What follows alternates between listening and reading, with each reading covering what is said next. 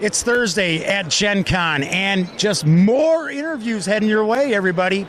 So I have the pleasure of actually speaking with Brenna Noonan.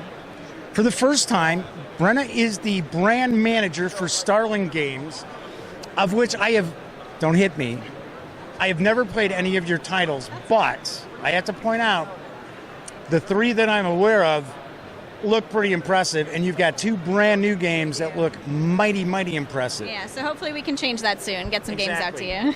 Yeah, exactly. Maybe educate me on these games. So, first off, let's talk a little Everdell, because on my daily show, on the Daily Dope, I have shared a few times back when it was on Kickstarter, back when it was going to release here. It is a very impressive looking game. This is a game that looks like it is going to pop.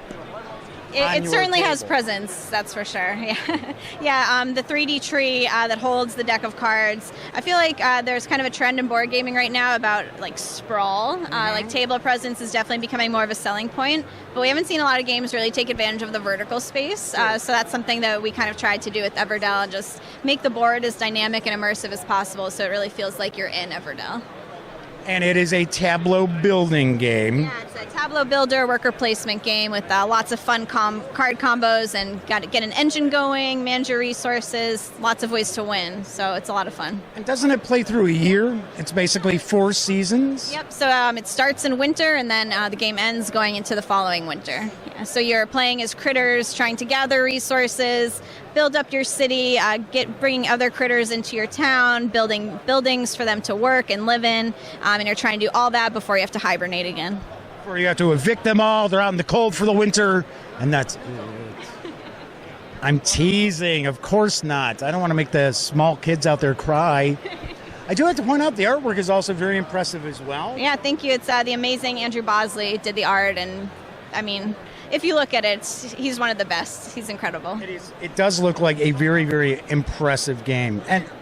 And it looks like there's some meat on its bones, too. It looks as if this isn't a game where it's like, oh, wow, we set everything up, and, well, that was a fun 15 minutes. You guys want to play it again? No, Everdell's a little deceptive because it does have like kind of a more lighthearted theme. And when you read through the rules, you'll see a lot of things that are familiar. Like the mechanics have been used in other games, but the depth of the cards and the combos that you can get to after a few plays, when you really start to see how those cards work together, it's really deep. There's a lot of strategy in there, and I think like people have had the game for a few weeks now, and that's what we're hearing from people is like, man, I've played 9 times, and every time I've won a different way, and like some games I'll have 50 points. But they've still won every time. Oh, I see how it works.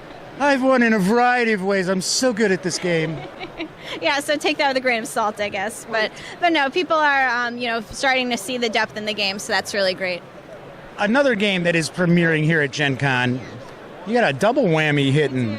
It is Archmage. And from my understanding, I believe each of the players will represent they represent mages who are looking to kind of take the mantle of the mysteriously disappeared Archmage or something along those lines. Exactly, yeah. So it's like an area control game at its heart. It's kind of like a Euro-thematic hybrid, so it's definitely on the heavier side, probably a little bit heavier than Everdell. But you are playing as a mage, and you are trying to exert your influence across this land, populating it with your followers, and also cutting off resources on the map from your other mages. And it has a really cool mechanic with the spell book, which is fluid. So you're trying to curry favor with different races in the world, like elves and goblins, and they're giving you different kinds of magic.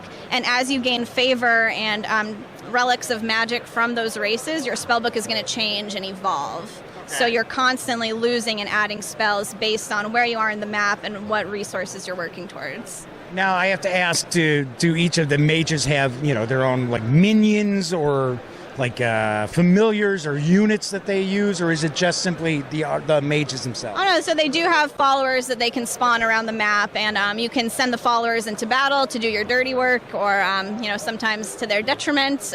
You can get blood from doing that, which is a type of magic to send your followers into battle. So yeah, they can be cannon fodder as well. And this is another game that looks very impressive. Once again, has a very unique table presence. Yeah, this is the collector's edition we have here today, which has the beautiful gold-foiled cards. Both editions have those double-sided recessed player boards, which are really cool. So yeah, we're really happy with how both of those came out. Now, the third title we're going to talk about. Now, I should also mention that Starling Games also now actually has Alien Frontiers as part of your catalog. Yeah, well, so we've had Alien Frontiers because so Starling Games is an imprint of Game Salute, and so Game Salute's been publishing Alien Frontiers for several years, and so now it's moved into the Starling catalog. So we've had it; it just has a different logo on the box now. Right. So the other game I was going to talk about is called Black Orchestra, and for some strange reason, I got to be honest, I don't know a whole lot about it. I do believe that it is almost kind of like a World War II theme. And I have to say that I do not have a big neo-Nazi following, but I do have a big wargamer following. Okay. And this is probably something that would really catch their interest. It appeals to wargamers because the meat of the history is there without having to spend hours and hours playing a war game. It feels like you're doing... Not every war game takes hours and hours. Now, come on, Brenna. Every war game. Okay. Sorry to all the wargamers out there. Did you hear the way she said that, though? Yeah, right. Yeah, not everyone takes 2 hours. Okay, dude. Maybe just the way I play. So Black Orchestra is designed by Philip DeBerry, great designer, big history buff, so the game is really well researched. All the conspirators you're playing as were actual people during that time who were conspiring against Hitler. All the places you're going to were real places where these plots happened, and a lot of the plots you're carrying out were actual plots that were attempted and failed to kill Hitler. Right, and it's not simply, say, like Operation Valkyrie, which most people know from the Tom Cruise movie. Yeah. It's all various plots over the years, because there were multiple plots. Many plots, yeah, and Stauffenberg is in the game. You can play as him, but it's not just limited to Valkyrie. So what's interesting about Black Orchestra is it has like a press your luck mechanic, because you're trying to get your conspirator committed enough to the cause where they can take the plunge and make the attempt. But as you do that, you become more reckless and you can draw the attention of the Gestapo and get thrown in jail and possibly be made to give up information about your fellow conspirators. So it is a true co-op. There's no traitor mechanic. You win or lose as a team, so you really got to work together on this one. Excellent. Yeah. Brenna, are there any other titles that you would like to talk about? Yeah, absolutely. So in September, we're going to have an expansion for Everdell going up on Kickstarter. It's called Pearlbrook, so keep an eye out for that. And then we also have an expansion for Archmage in late stage development, so that'll probably be up on Kickstarter next year. Yeah. Very cool. Well, Brenna, I have to say, not knowing really anything about your company and then swinging by, and I mean, I've seen the art, I've seen the images and things like that and shared it in news pieces and that. But seeing your releases up close and personal, which folks are seeing B-roll anyway, so it's not just us talking, very, very impressive. Well, hey, maybe I'll play them now. Maybe I'll get to play them now. So, Brenna, thank you so much for taking some time out. It is super busy here at the Starling Games booth. Enjoy your con. Thank you.